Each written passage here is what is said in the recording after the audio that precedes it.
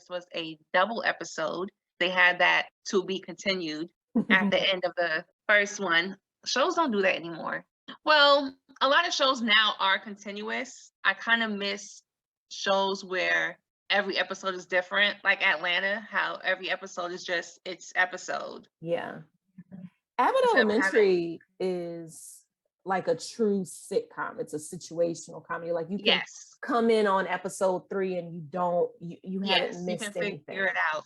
Yeah. Yeah, I hate that like every other show, they had this formula where it's like you have to see, if you miss episode 1, then forget it. But this was their spring break episode. Dwayne, Ron, Ernest, Kim, and Freddie planned a trip to a South Carolina island for spring break. They were driving down from Hillman College in Virginia. Whitley and her boo, they were supposed to go to Hilton Head for a romantic getaway, but Julian had an important job interview in DC. So he had to cancel their romantic Hilton Head spring break getaway. So Whitley ends up going with the girls and guys to South Carolina. And during this trip, Dwayne and Ron find a bag filled with money and drugs. And they are trying to get the bag over to the police station. But because this is an island, there's a ferry, and they keep missing the ferry. Then there's a storm. But the drug dealers end up befriending Kim and Freddie, and it's just a hot mess. Whitley is upset because Julian, canceled their vacation, but Julian ends up showing up, and Whitley still got an attitude. And her girls are like, girl, your man is here. Like, relax. Even though there are not a lot of spring break episodes in Black TV, the format is pretty popular. It's a strange place, not necessarily strange. I feel like strange has an ominous connotation. They're not in their normal setting. Yes, they're not in a normal setting, and hijinks ensue. So you see that with Living Single when Overton invites his friends up to his family cabin. You see that in Fresh Prince where they're on a winter getaway and they get robbed. Where else does this happen? Martin, come when on. They went to Chilligan's Island. That ain't no damn puppy. You see that. Of course. And, A Different World is pretty, I would imagine like it's the blueprint for these other shows. You know why I also say it's the blueprint? Because do you know Dwayne's full name? Dwayne Cleophas Wayne. I forgot about that.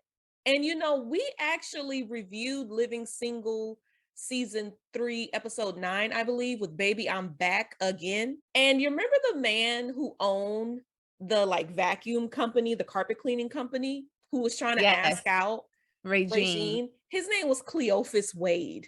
Oh. I said, come on with the callbacks, with the motherfucking callbacks. Because I was like, do they share writers? And I didn't see like any similar name. I know Debbie Allen directed these 2 episodes. Yes. I was excited to see her name. Oh, I just assumed she did all of A Different World after season 1. Did she?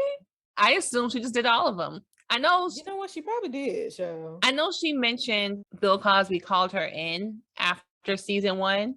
You know what else I meant? I realized before they went on vacation, Jaleesa doesn't go with them. Why? She doesn't. But she's older, right? Maybe she don't want to be with them. True. But then they mentioned a Lenny Kravitz tape. And Denise, aka Lisa Bonet, ended up leaving the show because she married Lenny Kravitz and they had Zoe. And so I'm like, why are they bringing up Lenny Kravitz? Maybe that was their little shout out. You know what I'm saying? And who else would be listening to a Lenny Kravitz CD? Nobody. Or a tape. Freddie would be listening to a Lenny Kravitz. Well, yes, true. Tape. But the thing is, it's Jaleesa's tape. So I feel like that was their way of saying, like, it's not just these hippy dippy kids who are listening to Lenny Kravitz. We all love Lenny Kravitz. But you think that was kind of like a shout out to Lisa Bonet, or could be because why? Like we don't hear the all music. The people. You don't bring up her husband and her baby daddy, and then we don't when they're in the living room singing all these tunes. They're singing like throwbacks. They're singing Diana Ross and stuff like that. So they don't bring up Lenny Kravitz at all. So it does seem a little like out of the blue. So yeah, it could. They're could singing be. gospel songs in the car to South Carolina, and Whitley was like, "Y'all, They are can we not stop with the singing gospel?" the Kravitz with his fine ass. So I thought that was really interesting. But I do know Freddie, Cree Summer, mhm. and Lisa Bonet they remained really good friends. Yeah. I remember seeing pictures of Zoe Kravitz's wedding, and she was there with her Oh, top Cree Summer was hat. there. Yes, ma'am. Yeah. Her So I and was like, Marissa okay, Tomei. Marissa Tomei too? Yeah, Marissa Tomei is Zoe Kravitz's Oh, godmother. really? They are close. Wow. Yeah. Freddie tells Kim to keep her nose off her man Her man because being Ernest, which we don't really get to see much of this episode. what was the purpose of him being on the show? I don't know. I mean, on this Just episode? on this episode, I felt don't like it was know. comedic relief because as soon as they get to the beach house, he starts drinking. Yeah. And I'm talking drinking heavy to the point where it seems like he's got alcohol poisoning. He is completely he's out for the week. He's over. throwing up. So what is the purpose of Ernest? I wonder if it was a way to show that the women were just as like lust driven as the men. And when Freddie sees the muscles on light skin and long hair, she just cannot control herself. She's like, so Ernest, who? Who? I don't know that man. I don't know no Ernest. I ain't never met no Ernest. No, when they meet the guys and the guys are like, oh, you guys are in this house all by yourselves. Don't you feel a little unsafe? She was like, well, we're not alone. We're with men. Well, no, we're not with the men. The men are like there, but we're not with them. And I thought you was. I mean, I thought that you was with him. Who keeps drugs in a Ziploc bag? Like, who keeps that? Like, why is it not a brick of cocaine? Like, why? And maybe that's the way it comes. And I'm thinking of a brick of cocaine because that's what I see on TV. But I just want to know, why is it? They don't have the brick. They just have a little bit. And you didn't wrap it up? You can still smell, like, I'm sure a police dog can still smell that shit in a Ziploc bag. Probably. So, I mean, but again, this is a show. As you said, these two men are playing volleyball with Kim and Freddie. Only they're not interested in these women. Well, I feel like dude is interested in Kim. Yes. Eric is not interested in Freddie. Try as she might, she is like throwing herself at this man and he is not taking not near bit. He don't want nothing. He don't want to sniff. He don't want nothing. Kim and Freddie trying to get a man for spring break. Like, they just like, we on spring break. We gonna find us some men. Yes. And that's the point that I was making earlier, and I got completely away from my point. But when the show opens, Ron and Dwayne and Ernest are like, oh, I'm about to give me some. I'm about to make love to the first woman I see. Me and Freddie about to do this thing. Me and these island girls about to do this thing. And if the island girls don't work, I'm gonna get with Kim, and Dwayne just sitting up there in love with Whitley. He ain't worried about number Whitley. Even though he said he's gonna try and get with some of the island girls, it's like, you lying. But the women, they are just ready to pounce themselves. They have the same type of conversation. Same thing. Do you ever feel like in danger? Or is it because it's a show, you're like, I know nothing is going to happen? No, it was just more funny to see how it's going to all play out. Has there been a comedy episode where you felt, I'm scared? Like in Martin, when there's a robber in the house, I wasn't scared. When in Living Single, I felt bad for them when there was a robber in their house. I wasn't scared, but I felt bad for them. Why do you think that these Black shows are not like trying to put the fear of God into you? Because I hear the way people talk about shows like Euphoria. Well, I guess that's a drama. What's a comedy that's kind of scary? Atlanta is scary. Atlanta can be scary. That Teddy Perkins episode, I thought old boy was out of here. I was scared during that episode. Yeah. Because I didn't know what was going to happen. Like, this ain't funny. I'm scared. It's not funny. The FUBU episode, I was like, I'm scared and I'm sad. Yeah, that wasn't funny either. I am terrified. The episode where old boy is in the woods and that man is calling him deer guts. I'm like, I am terrified. Like, what is going on? That's I guess could we call ACL a dark comedy? Probably, yeah. Okay. I like that these shows, like, they never take their eye off of the fun. Like, this is fun. You're not so you're not gonna be It's scared. a situational comedy. You're supposed to laugh. I think I heard somewhere the rule is like every 3 lines is a joke or something. Mhm. That's probably not correct, But but I can it's believe that makes sense. every so often is a joke. It's a punchline. And these are on 30-minute episodes. Well, Yeah. really 20 something minutes if you take out the commercials. So every couple minutes it's supposed to have a laugh. You know, you're not supposed to be afraid. This is not an hour drama show. Julian comes back. So Julian ends up making it. He guess he does his interview in DC, then he ends up making it to South Carolina to surprise Whitley, and she's still pissed. She mad. She big time mad. Big But mad. her girls have to remind her, Kim and Freddie are like, girl, your man is here. Like the reason why he had to cancel y'all trip is because he had a job interview. Right. That's understandable.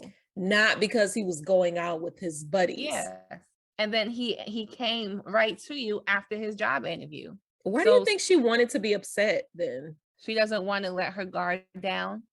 She never, even when Julian told her they had to postpone their trip, she immediately was like, well, that's fine because, I was just talking between going with you and my girls anyway, because trip with you, trip with my girls, I couldn't really decide. So now that you're postponed, fine, I'm going with my girls. She's not the type to show him that she's upset. She can tell her girls she's mad, but she's not going to show him that, she was looking forward to this trip and she's disappointed. Even later in the episode, when she and Dwayne have the conversation about he finds out Whitley was a virgin, Whitley is just like, listen. Like, shut up. Don't even say the word. Stop it. Oh my God. And then Dwayne is like, but you dated everybody. She's like, excuse me. Okay. But I felt her on that. Like, just because I'm dating all these high profile men doesn't mean that like they have access to me. It doesn't like, so what? We're dating. Right. What she was trying to convey, well, I don't know, maybe she was a little slut shaming there, but what I hope she was trying to convey was that dating doesn't always have to include like physical intimacy. It doesn't, like, it doesn't always have to include that. So I mean, I liked that about the show. I also liked that she was ashamed of it. I like that she wasn't like using it as a point of to be prudish or to be like, I'm better than other women because I still have this delicate flower. She was trying to get with Julian. And so I don't think she didn't have that attitude of, I'm better than you. She was like, I want to. She was reading a book called Joy. Something to Joy. Wrong with Whitley. So it seems like she's like, listen, everyone else out here is doing it. I want to do it too. Okay. Like, I'm trying to join this club. And no one is doing it. That's the funny thing. Like, ain't nobody getting no action on this trip. No. Nobody. What's getting action is that toilet because Ernest has been vomiting all week long. But why, I guess, pair the story like this dangerous tale of them trying to avoid these criminals with Whitley and Julian? Like, why pair these stories together in the same episode? Because what Whitley wants to do with Julian is dangerous. I don't know. Is it? But what I thought was more important was you can kind of see this love triangle with Whitley, Julian, and Dwayne. Like, we already know Dwayne likes Whitley. But then Whitley, you can kind of see her getting more comfortable with Dwayne, especially as friends. Like, they have a conversation where Whitley's like, you know what, I think being friends is way more important than being romantic with somebody. Then she explains how her parents were married for so long and now they can't even speak to each other. And so Dwayne's like, okay, yeah, tell me more.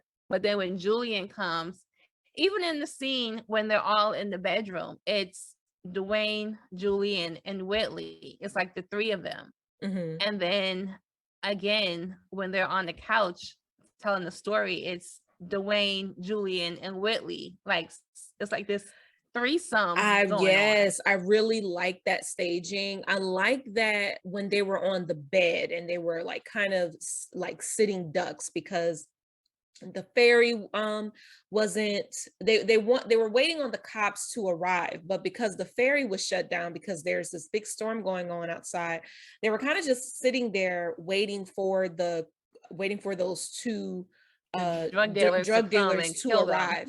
And so Whitley is on one end of the bed, next to her is Julian, and next to Julian is Dwayne. And so there is this kind of divide between these who will eventually become lovers, like Dwayne and Whitley. Julian is that divide. Like, he is the one that is stopping them from being together. Now, when they are on that couch at the end of the episode, it's Dwayne, Whitley, and Julian. So Whitley is sitting like squarely in between them. And I feel like maybe that's expressing a shift. Like, she might be more open to seeing Dwayne as a love interest. She might be, like, she's not squarely with Julian. This is not squarely. She's not like strictly with Julian. She's starting to, like, her feelings for Dwayne might be starting to develop a little bit more. And we can see that, even there are hints of that in the beginning of the episode where they're singing these like Motown tunes, and Dwayne asks her to dance, and not asks her, he motions for her to come and dance with him. And she does. And she looks really excited about it. And then Kim and Ron are dancing. And then they switch. And now Ron is dancing all on Whitley. And she's like, she immediately puts a stop to it. She's like, wait. It's like, no, I want to dance with him. So yeah, there's always signs that Whitley and Dwayne will end up together eventually. Yeah, I think that's what this episode was showing more than anything. This is a story of, this is Whitley and Dwayne's story. You know what disappointed me about Whitley? Whitley and Julian don't know the story of these two people looking for this bag.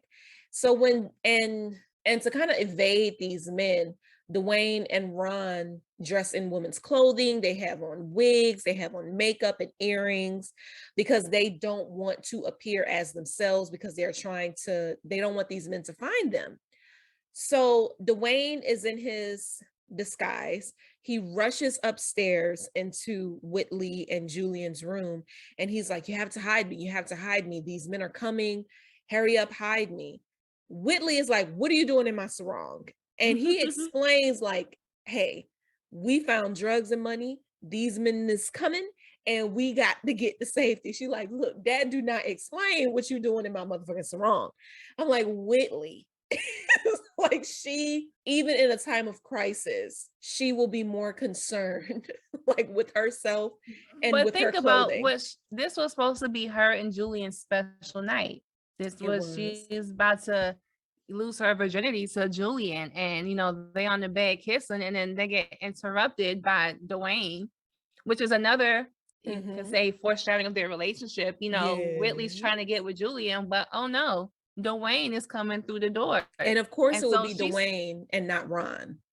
Yes. So Whitley's pissed, like, I'm trying to do something here, and you are standing in front of me in my clothes. Like, why? I don't care. She's like, I don't care about the man. Get out my clothes, get out my room, and close the door. Dwayne got into her clothes faster than Julian. Bump, bump. Ooh. Now, can we talk about this fight? Yes. Can we talk about the ridiculousness of this fight? I ain't never seen people drop guns so much. I'm like, really? And then the gun stayed on the bed for like a good minute. Ain't nobody gonna grab the gun. Over shit. Whitley. It's a comedy.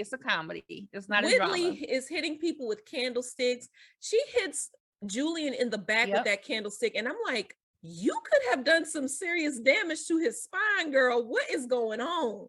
And then when she does, she's like, oh my God, Julian, are you okay? While Dwayne is like trying to run for his life. I don't understand why Dwayne hasn't taken off these heels. The man opens up the door to Whitley's room while she's swinging that candlestick.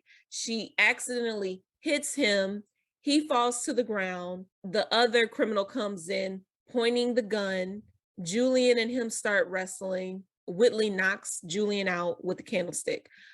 Dwayne picks up the duffel bag and runs downstairs. As they're running downstairs, Ron runs in and they're playing like toss hot back potato. And forth. Yeah, hot potato with this dang on bag. It's just too much. I'm like, man, look. Well, the funny part, back up, is when they got to the police station before but had the wrong bag. It's like, really? Of course you do.